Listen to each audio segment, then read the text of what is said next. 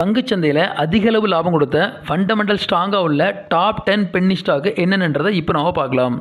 Comfort finance service limited இவங்க பார்த்தீங்கன்னா கடந்த ஒரு வருஷத்தில் 53% கொடுத்துருக்காங்க. இவங்க கடந்த ஒரு வருஷத்தில் 15 ரூபாயிலிருந்து 28 ரூபா வரைக்கும் போயிருக்காங்க. இப்போ கரண்டாக 27 ரூபாய் ட்ரேட் இருக்காங்க. சங்கம் ஃபினான்ஸ் சர்வீஸ் லிமிடெட் இவங்க பார்த்தீங்கன்னா கடந்த ஒரு வருஷத்தில் 30% ரிட்டர்ன் கொடுத்துருக்காங்க. இவங்க கடந்த ஒரு வருஷத்தில் 54 ரூபாயிலிருந்து 129 ரூபா வரைக்கும் போயிருக்காங்க. இப்போ கரண்டாக 95 ரூபாய் ட்ரேட் இருக்காங்க. அடிநாத் எக்ஸிம் ரிசர்ச் லிமிடெட் இவங்க பார்த்தீங்கன்னா கடந்த ஒரு வருஷத்தில் 47% ரிட்டர்ன் கொடுத்துருக்காங்க. இவங்க கடந்த ஒரு வருஷத்தில் 16 ரூபாயிலிருந்து 38 ரூபா வரைக்கும் போயிருக்காங்க. இப்போ கரண்டாக 24 ரூபாய் ட்ரேட் இருக்காங்க. 3P லேண்ட் ஹோல்டிங் லிமிடெட் இவங்க பார்த்தீங்கன்னா கடந்த ஒரு வருஷத்தில் 158% ரிட்டர்ன் கொடுத்துருக்காங்க. அதாவது கடந்த ஒரு வருஷத்தில் 19 ரூபாயிலிருந்து 56 ரூபா வரைக்கும் போயிருக்காங்க. இப்போ கரண்டாக 51 ரூபாய் ட்ரேட் இருக்காங்க.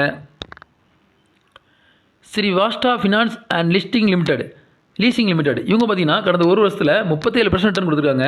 இவங்க கடந்த ஒரு வருஷத்தில் 12 ரூபா 97 பைசாலேருந்து 27 ரூபா வரைக்கும் போயிருக்காங்க. இப்போ கரண்டாக 21 ரூபாய் ட்ரேட் இருக்காங்க. மார்கோ ஃபினான்ஸ் லிமிடெட் இவங்க பார்த்தீங்கன்னா கடந்த ஒரு வருஷத்தில் 63% ரிட்டர்ன் கொடுத்துருக்காங்க.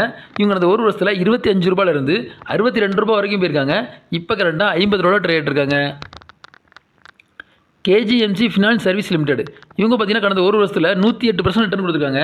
இவங்க கடந்த ஒரு வருஷத்தில் 34 ரூபாயிலிருந்து 86 ரூபா வரைக்கும் போயிருக்காங்க.